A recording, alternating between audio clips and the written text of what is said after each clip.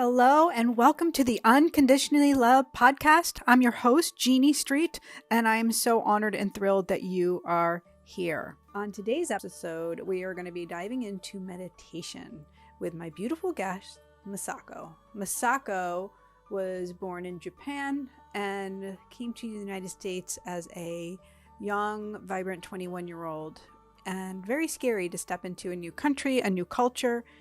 And she leads us on her journey from being a wife, a mother, a career woman, to coming into meditation and what it has done, how it has shifted her life. We've also dove into a mini reading during our session, so I know you're going to love this and take away so much yumminess. So let's get right to it.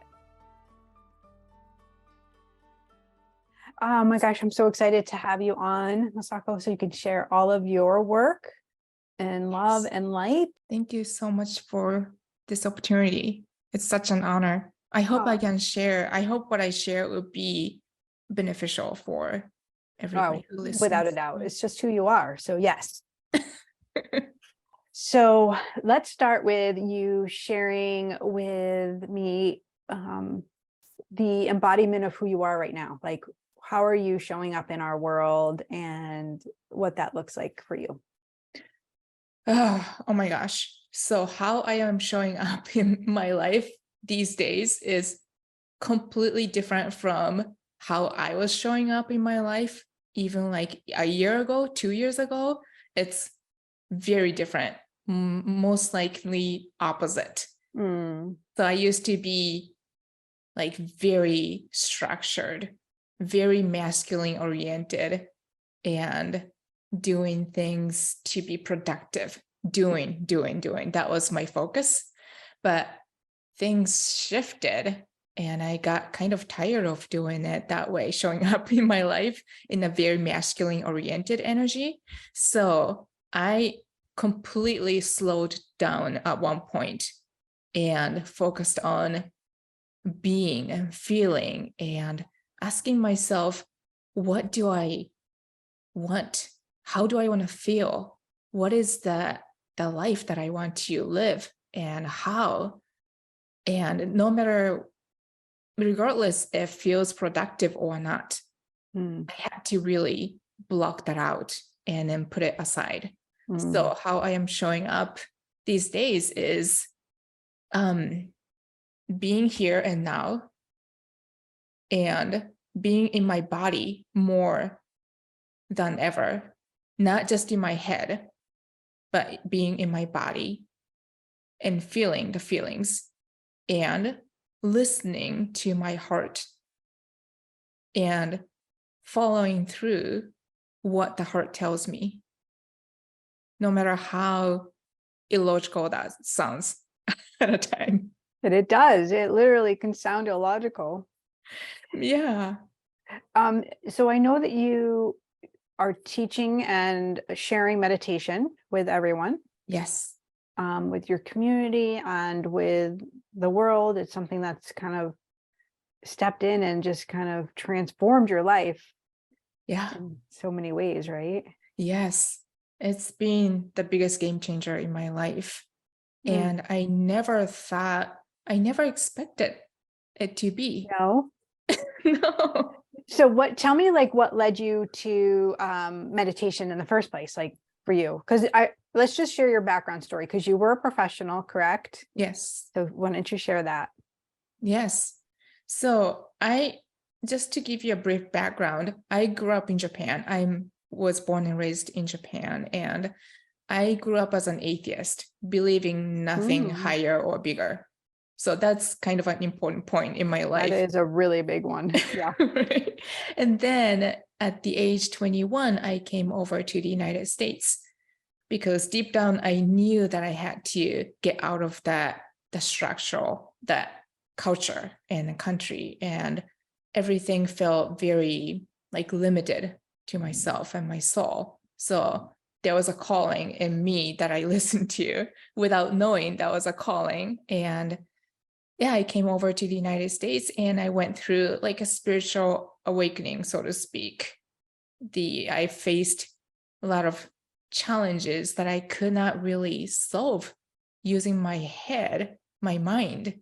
And also I didn't have the structure that I used to rely on back in Japan, whether that's a family belief or the societal belief, societal narratives.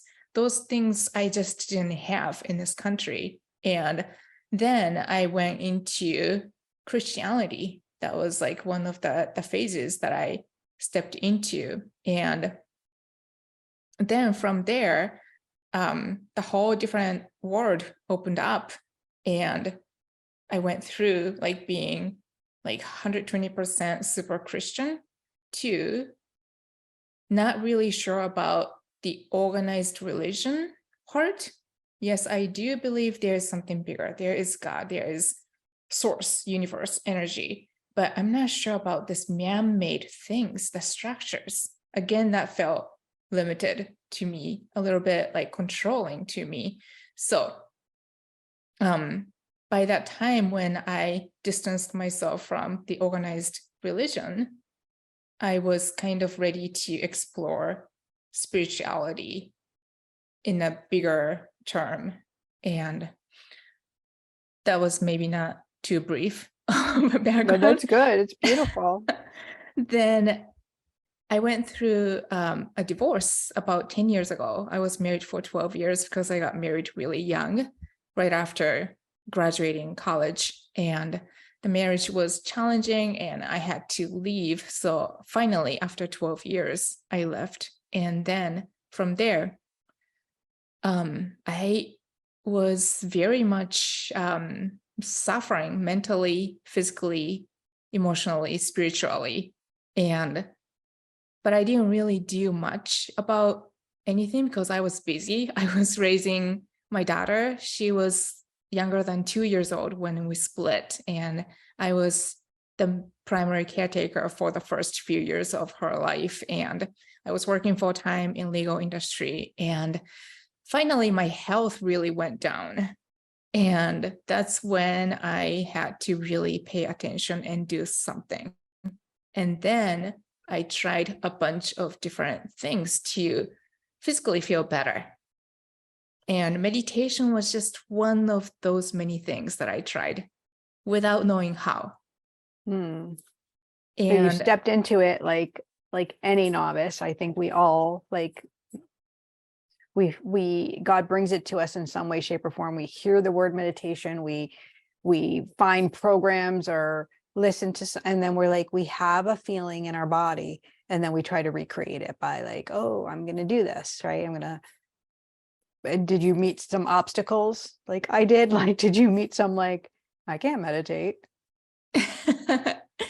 well, at that point, I was desperate enough to try anything, whether that felt weird or not. I was like, what do I have to lose?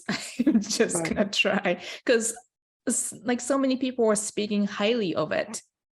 So I thought, my analytical mind told me like, it cannot be all wrong or all like ooh woo, right? Like there's like some evidence, seems like. Yeah. And then I got into reading books about meditation and finding, oh, there is scientific data to back this up. So I started meditation, and on my way, I didn't know if I was doing it right or wrong. That didn't really bother me that much. And I don't think I saw the benefits right away, or maybe I didn't notice. But at some point down the road, there were moments when I just catch myself and ask myself, wait, is this the one of the benefits of meditation that I've been doing? And I got more and more curious, and that led me to going into meditation studio back in Chicago and taking teacher training in the studio and deep diving into it. And to the extent that I was starting a podcast, which I never thought I would do a podcast, but that's just one of those things that I was just inspired to start a podcast without knowing the topic at first. Right. I had to ask myself, what are you going to talk about on your podcast? And then the answer was already inside of me, like most of the things, right? Most of the things we wonder. All of the things are all of the really, things. yes, We know the answer. We hold the key to the answer in our heart. So I connected with my heart. By that time, I've been meditating, several years, and the answer was meditation.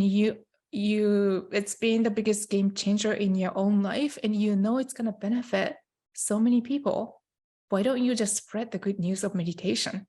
So that's how my podcast, Why Not Meditate, came into an existence.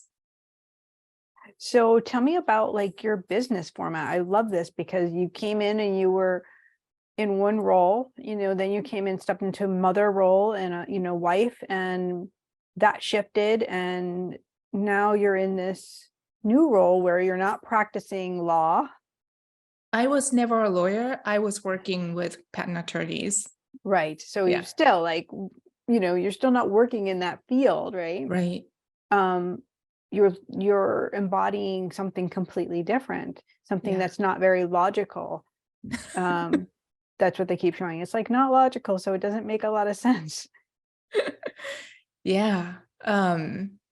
It's been a lot of undoing the things that I was doing because I felt like I had to in order to gain approvals from everybody else. Your angels and guides and ancestors, by the way, are all like, and none of this makes sense in terms of like abundance, like of how abundant you are and how like money and experiences, like this purity of abundance is like flowing for you, to you, increasing. Like they keep saying like increasingly, and you have to kind of step back and be like, I don't even know what's happening. It's just like almost like, wow, that's like kind of magic. Yeah. I've been noticing ever since I left the legal industry job, I realized I did not feel abundant back then at that time. No matter how stable it felt or it seemed, I did not feel abundant. I felt very limited. The number that I saw on the bank account didn't really make me feel abundant. And from there, I just got more curious about like, wait, then how does this make sense? How am I feeling more abundant now, even though I am not on a payroll, so to speak? How is this like feeling more wholesome and more grounded, more authentic to me?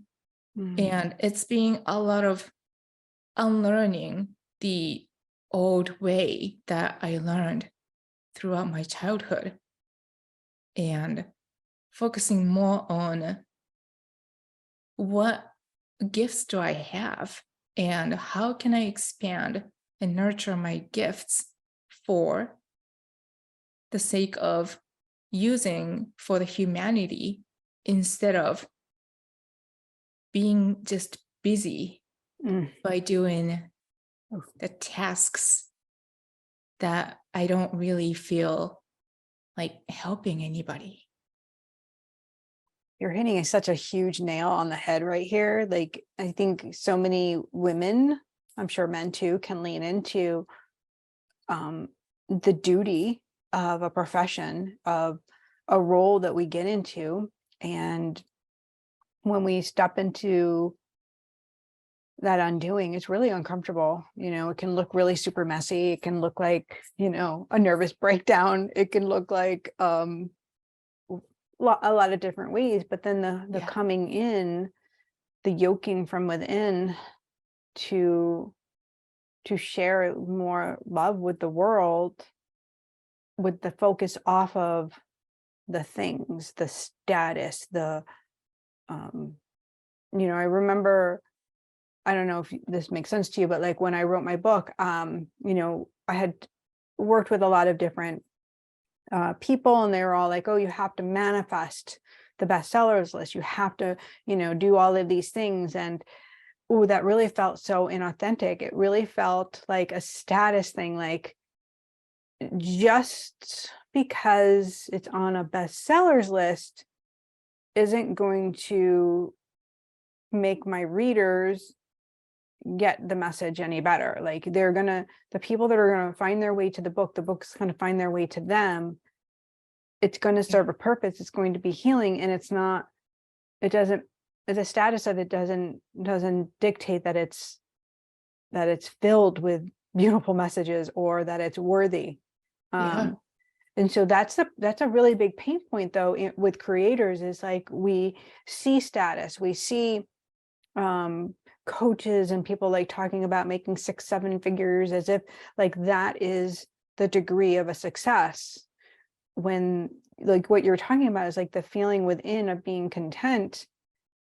That's the degree, that's the measurement, that's the embodiment of true wealth, of pure potential. And yes, with that comes semblances of money, but it's when you don't need it or desire it, want it, that it becomes the effortless thing that automatically starts to evolve and grow.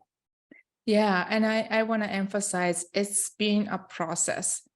Just like you said, it's been very uncomfortable. I mean, I am a little more comfortable now, but the phases were very messy and then uncomfortable and uncertain. And first of all, I was the comfort queen, especially when it comes to certainty. I valued comfort and stability and predictability.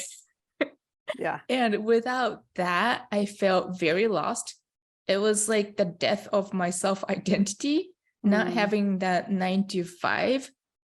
Like that was big part of who I saw myself as. That was who I was. That was my life for many years. With that gone, all of a sudden, I felt very disoriented. And without meditation, I don't know if I could have survived it. And also like meeting my tribe. Yeah. That really played a key role, me going through those uncomfortable phases, because I didn't really have a tribe when I was working in legal industry. I felt I couldn't really relate to them in a deep way with my colleagues. And I was looking for my tribe, but I didn't have time to do that, time or energy to do that outside of work. And so for years and years, I was like, oh, I want to find my tribe, blah, blah, blah. And luckily, I just got laid off. I knew I wanted to leave, but I didn't have a plan. And I was just so busy just keeping up with everyday work. And I also felt responsible for keeping that job. But, things happen. The universe will tell me like, God has a plan and it doesn't make sense. It doesn't make sense. Especially when you're meant to share your gift with others in a profound way. It doesn't make sense, the unraveling of a life that you built out of necessity or from watching others' energy just to create it, but if it's not authentic, it's going to crumble at some point. It's going to take an effect on our health, on our well-being, on our mental and physical, well-being. Financially, like there's so many things that come in. And one of the things I like to kind of share is like, I can't not, once you know who you are, once you have it, you can't not be it. You can't not pour love into it, because it doesn't make sense. It's like a backwards motion. So once you have this, like, could you imagine going back to that legal job now? No. Even if you needed money, like even if you were desperate, could you imagine that? So I did imagine that for like maybe 6 months last year, the first half of last year.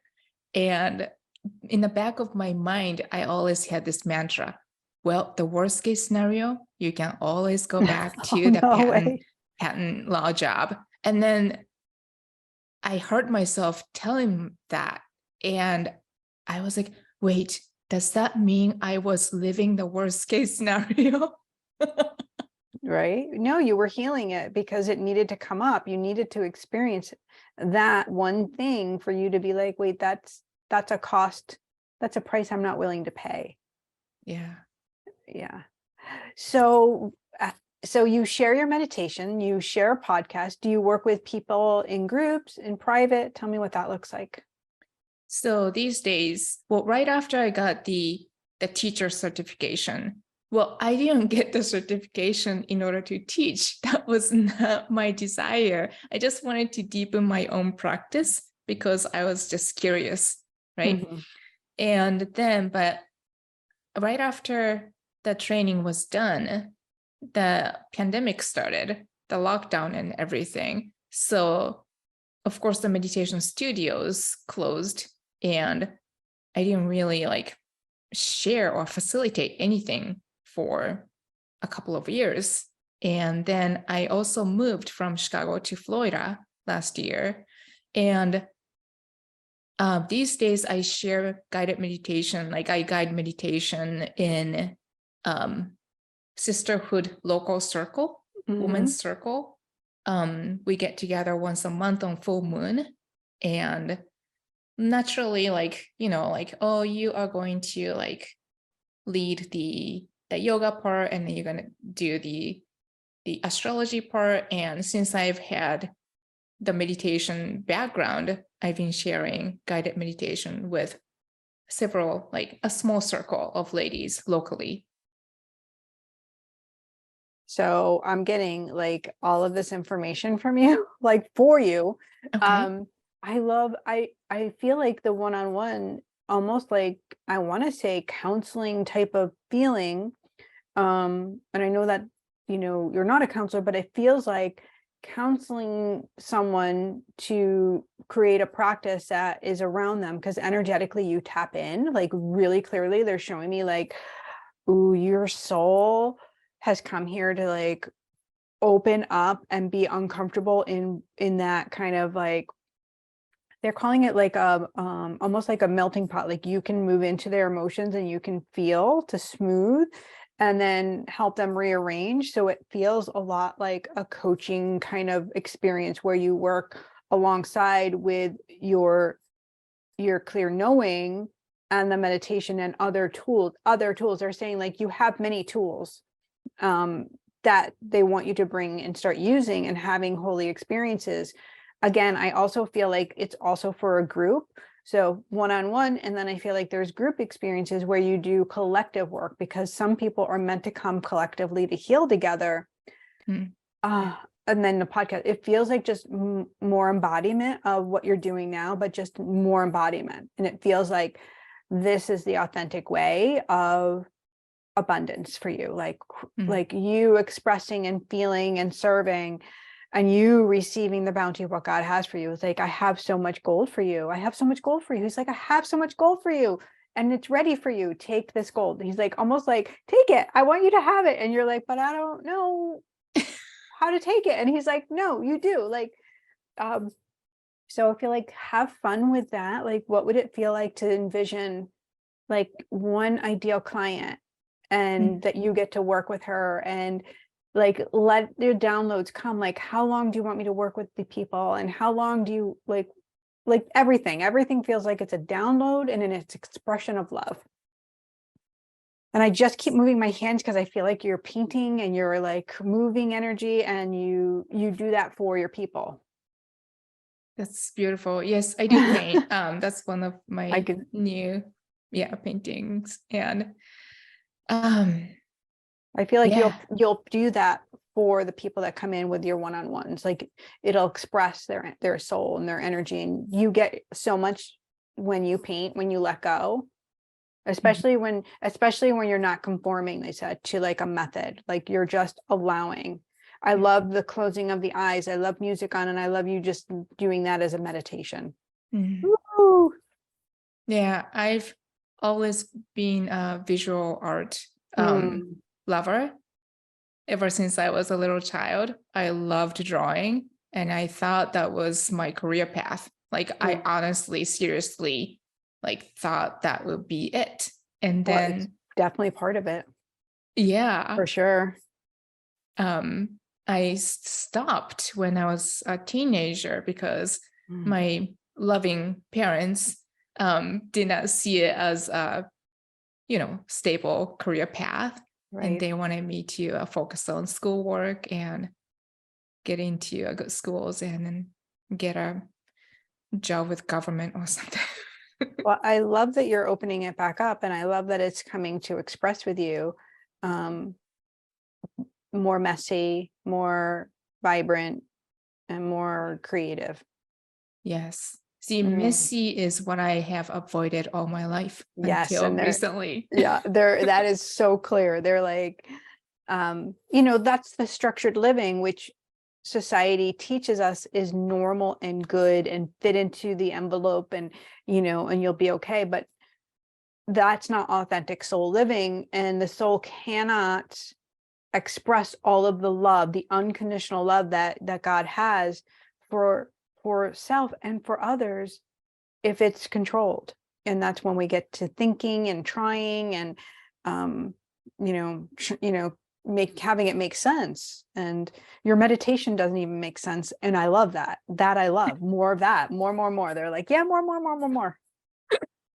And for a while, I was very concerned about how do I explain this to my family? Mhm. And then I felt very, like, I felt very like bad about it. Mm. And because like there's a part of me who wants to have the approval from my parents that's been, ingrained in me since young Mhm. age. And somehow that phase that kind of shifted in me. I'm like, I don't really care about it anymore. Yeah, and it's not a I don't care that I don't respect. It's a I I love my soul. I love this. God loves me, and I'm safe to not Yeah. hold on to that pain anymore, because we create those storylines. Yeah. Um so I feel like that's a very big expression, especially for people who are sensitive souls and hold that trauma or that lineage of like, I've got to carry this, and that's not okay. And how will I be me without hurting them?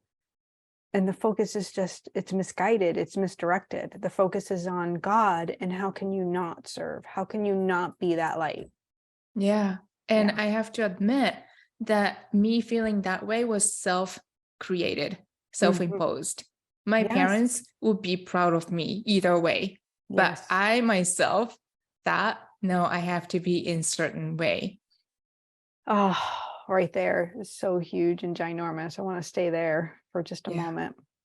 Mhm. Mm, wow.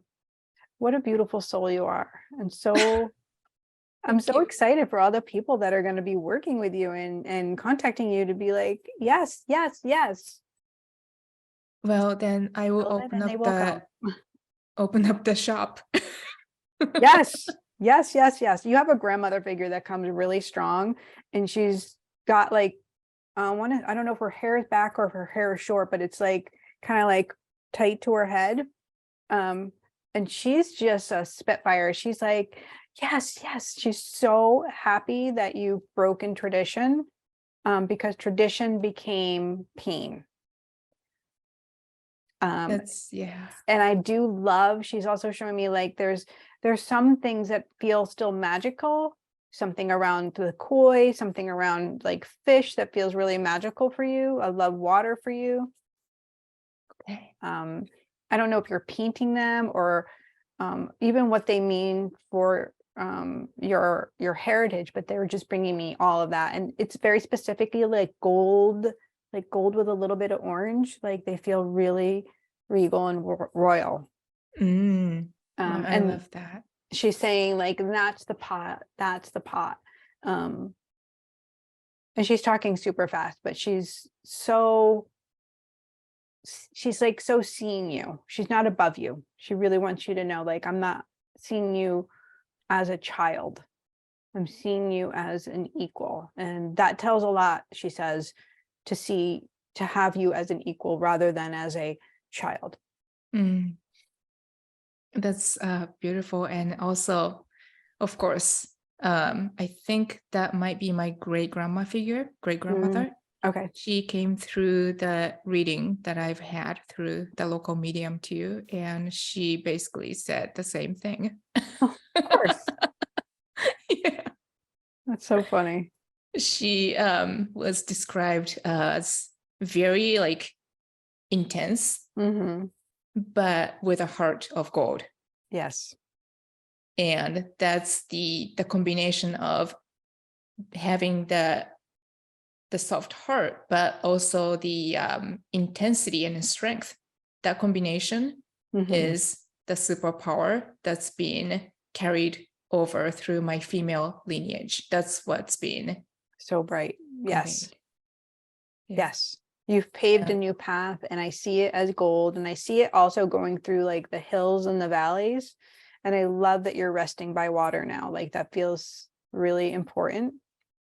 Yeah. Yes.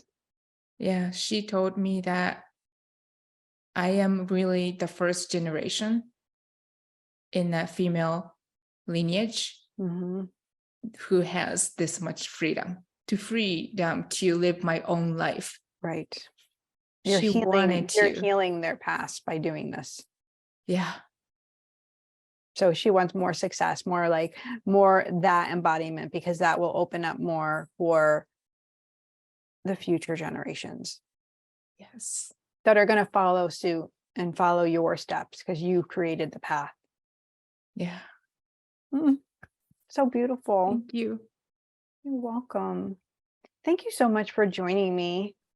Thank you. Would you share one fun fact with my audience? Something fun and crazy. Sure. I love Tetris game. Do you? Okay. I do. That's awesome. That's awesome. Well, it's a simple game. I started playing when I was little, as a child. And I didn't really think too much of it. I just felt it was really kind of soothing. And then I picked it up again when I was in my early 30s. And I realized there are so many life lessons through the game of Tetris. And I thought I should write a book about this. You should definitely do a whole podcast on this. This is amazing. Life lessons from Tetris. Yeah, simple game. But like, for example, I would just give you one example. Like you are like trying to put them together without any empty space, right? That's how you clear those blocks, and you have more space. But sometimes you don't get the pieces that fits perfectly, but you have to make do somehow. That's like life, right? So true. I am expecting this to come through. And I then think you get God has something been talking to you through Tetris. And so what is God's message through Tetris? I love this. It's so fascinating. Thank you. My pleasure. Can you tell everybody like how to find you? And we'll put everything in the show notes for everyone, but just where to come hang out with you and be in your magic. Sure. My podcast, Why Not Meditate? It's available on Apple Podcasts or Spotify, everywhere people listen to podcasts. Nice. And also I am on Instagram at Masako Kozawa _painting. And also I have a second podcast Instagram account. It's called Why Not Meditate .podcast. And also a private Facebook group called Why Not Meditate. Nice. Well, thank you. Again, this is so lovely to be in your energy. And, when I went to California last year, I had no idea, saying yes to God, what was going to come about it. But I've made so many beautiful connections and friends, and you are one of them. So forever in my heart. you'll just keep staying right here. And I can't wait to catch up with you again soon. Thank you so much, Jeannie. It's been such a pleasure. I'll talk with you soon. Bye, sweetheart. Bye. Ooh, right? That was so good. So many magical moments happened on this conversation with Masako that I'm walking away feeling totally light and lifted and ready to get onto my meditation mat. I don't know about you. I hope that this really does serve you and remind you that you have everything you need inside of your body to shift up and raise your vibration and step into who you really are in this life. Your angels, your departed loved ones are here and they're ready to support you on your journey. If you're ready to step into the next level of you, I'm going to invite you to come inside my Ascension membership. Inside the Ascension membership, we spend time really opening and cultivating your gifts. We lean in with spirit in a gentle and loving way so that you can step into your next iteration with confidence, with ease, and with the support of a like-minded community. I hope you have a beautiful day and that you remember that you are unconditionally loved. May God bless you and keep you and have a brilliant, brilliant day.